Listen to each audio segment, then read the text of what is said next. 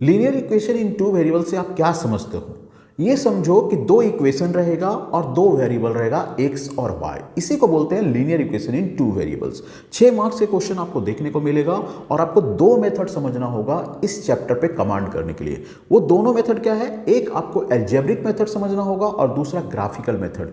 Algebraic method का मतलब है कि आपको दो इक्वेशन दिया रहेगा और आप उसको सब्स्टिट्यूशन मेथड या एलिमिनेशन मेथड से सॉल्व करेंगे। तो क्या होता है एलिमिनेशन मेथड, क्या होता है सब्स्टिट्यूशन मेथड, इस वीडियो में हम लोग देखेंगे। लेकिन उससे पहले हम लोग को यह समझना है कि अगर दो इक्वेशन दिया हुआ है, मान लो जनरल इक्वेशन है a1x plus b1y plus c1 is equal to 0 and a2x plus b2y plus c2 is equal to 0, तो आपसे पूछा जाएगा कि इस इक्वेशन को देख के आपको बताना है कि कोई लाइन जो है वो कोइंसिडेंट है, इंटरसेक्टिंग है या पैरेलल है।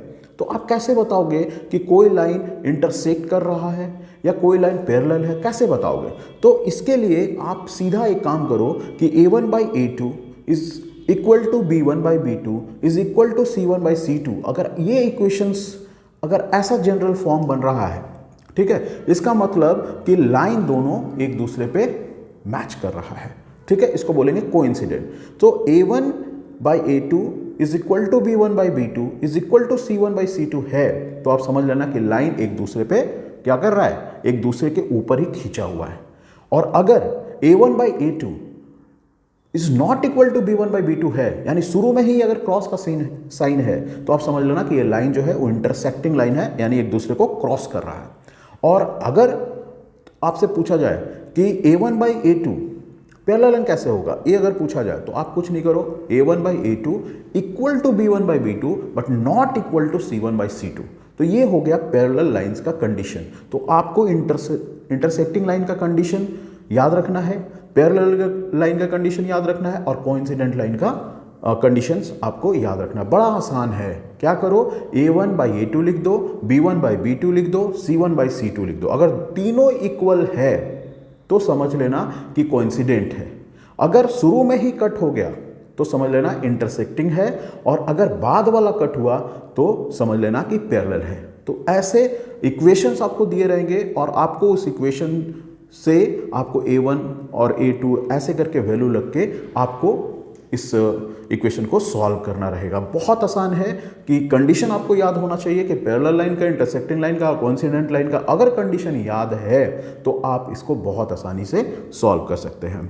नेक्स्ट हम लोग चर्चा करते हैं कि सब्स्टिट्यूशन मेथड क्या होता है। तो सब्स्टिट्यूशन मेथड में एक मतलब ये समझो कि कोई इक्वेशन, दो इक्वेशन दिया रहेगा, तो दो इक्वेशन में आपको करना क्या है कि किसी एक का x का वैल्यू दूसरे इक्वेशन में x का वैल्यू में पुट कर देना है, यानी सब्स्टिट्यूट कर देना है, ठीक है, इसका वैल्यू उसमें पुट कर देना है, तो इसको बोलते हैं सब्स्टिट्यूट। और एलिमिनेशन मेथड क्या होता है, एक का वैल्यू यानी x और y का वैल्यू एक को काट देना है, या तो x को काट दो या तो y को काट दो, तो आप एलिमिनेट कर पाओगे। तो एलिमिनेशन मेथड हो गया। तो पहले हम लोग एग्जांपल लेते हैं सब्स्टिट्यूशन मेथड को और देखते हैं कि सब्स्टिट्यूशन मेथड को कैसे बनाते हैं। मान लो कोई इक्वेशन है 7x minus 15y is equal to 2 और दूसरा इक्वेशन है x plus 2y is equal to 3। तो हम लोग क्या करेंगे, जो आसान वाला इक्वेशन है उसको ले लो। तो आसान, दोनों में आसान कौन लग रहा है, दोनों में आसान लग रहा है x plus 2y is equal to 3। तो इससे क्या करो, x का वैल्यू निकाल लो। तो x इज इक्वल टू क्या हो जाएगा 3 और प्लस 2y अगर RHS की तरफ जाएगा तो माइनस 2y हो जाएगा। तो मेरे पास इक्वेशन आ जाएगा x is equal to 3 minus 2y। तो इस जो इक्वेशन आया, x का वैल्यू जो आया, उसको हम लोग क्या करेंगे, जो फर्स्ट इक्वेशन है उसमें पुट कर देंगे और कुछ नहीं करना है। तो हम लोग पुट कर देंगे। तो कैसे पुट करेंगे, जो फर्स्ट इक्वेशन था वो क्या था, 7x minus 15y is equal to 2। तो हम लोग उसमें पुट कर देंगे 7x के जगह हम डाल देंगे 3 minus 2y is equal minus 15y is equal to 2। तो 7 या 21 माइनस इंटू करेंगे 7 दूनी 14y minus 15y is equal to 2। तो minus 14y minus 15y is equal to 2 minus 21, है ना। और दोनों को जोड़ेंगे, माइनस 14 और माइनस 15 को जोड़ेंगे तो माइनस 29। तो minus 29 y is equal to, इधर हम लोग करेंगे तो कैलकुलेशन आ जाएगा माइनस 19। तो y इज इक्वल टू क्या होगा, माइनस माइनस कट जाएगा, 19 बाई 29 आपका y का वैल्यू हो जाएगा। अभी जब y आ जाएगा तो आप जो भी आसान इक्वेशन है इन दोनों में उसमें y का वैल्यू पुट कर दो। तो सबसे आसान कौन लग रहा है, x plus 2y is equal to 3। तो y का वैल्यू जस्ट इसमें पुट कर देना और कुछ नहीं करना है। तो x प्लस 2 और y का वैल्यू पुट करेंगे 19 by 29 is equal to 3। LCM लेंगे तो आप देखेंगे x plus 19 into 2 38 by 29 is equal to 3। तो x को LHS में रखेंगे, बाकी को RHS में ले जाएंगे तो 3 माइनस 38/29, एलसीएम लेंगे 87 minus 38/29 that is equal to 49/29।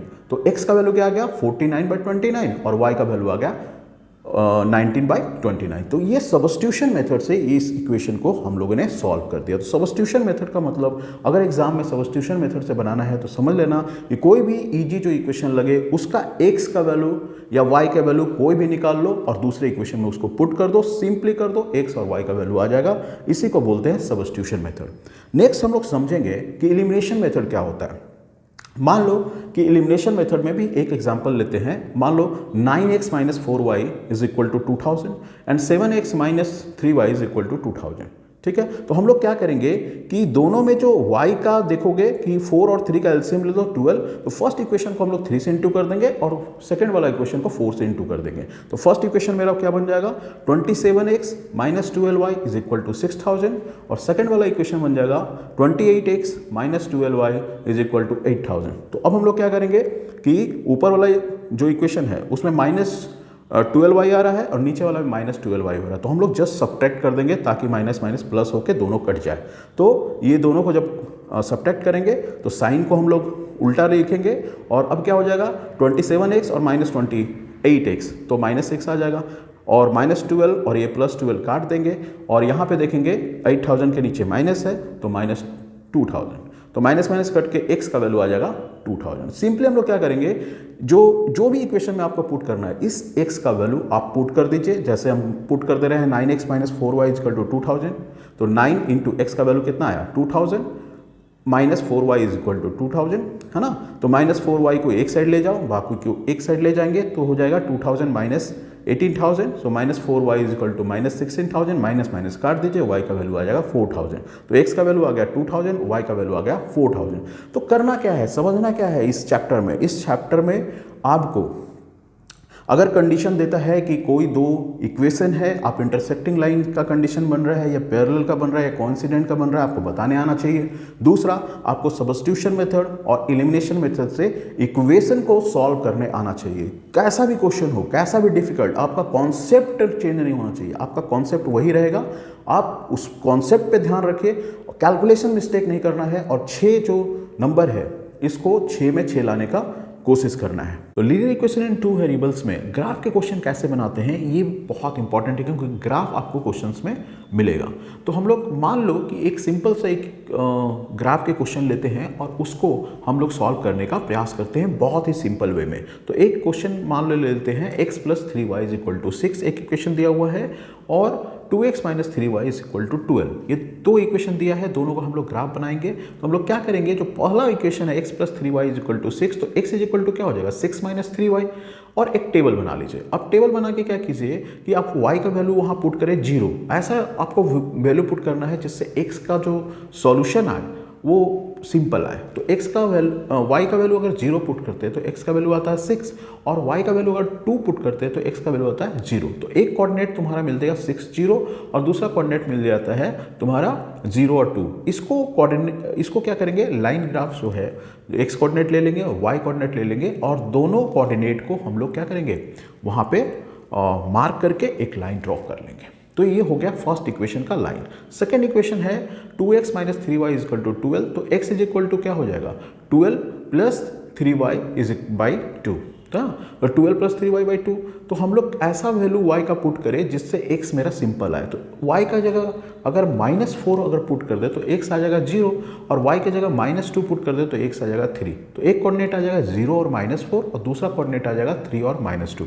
इसको भी अगर हम लोग x और y कोऑर्डिनेट्स में ये करेंगे तो हम लोग देखेंगे कि दोनों का पोजीशन पे अगर एक लाइन ड्रॉ करें तो इंटरसेक्ट कहाँ कर रहा है वो इसका सॉल्यूशन होगा। तो इंटरसेक्ट कहाँ कर रहा है 6 0 पे इंटरसेक्ट कर रहा है। तो आपको क्या करना है, कोई भी अगर ग्राफ का क्वेश्चन दिया हुआ है तो सबसे पहले आप x का वैल्यू एक टेबल बना ले, एक इक्वेशन का एक टेबल, दूसरा इक्वेशन का दूसरा टेबल। आपके पास कोऑर्डिनेट आ गया और उसको आप वहाँ पे मार्क करके दो लाइन को ज्वाइन कीजिए। जहाँ अगर इंटरसेक्ट हुआ तो इंटरसेक्ट, पैरेलल हुआ तो पैरेलल, और कोइंसिडेंट मतलब उसी के ऊपर जा रहा है तो उसी के ऊपर जाएगा। आपको ग्राफ से सॉल्यूशन फाइंड आउट करना है कि जो लीनियर इक्वेशन टू वेरिएबल है उसका सॉल्यूशन क्या आता है। तो एक था हमने बताया था कि एल्जेब्रिक मेथड और दूसरा है ग्राफिकल मेथड। तो ग्राफ के क्वेश्चन आएंगे तो आपको बड़ा अलर्ट रहना है, जो कोऑर्डिनेट होगा उसको एकदम बारीकी मार्क करना है और आपको थोड़ा सा अच्छे से ध्यान देना है ताकि ग्राफ में जितने भी मार्क्स के क्वेश्चन है उसको आसानी से लेकर आ सके।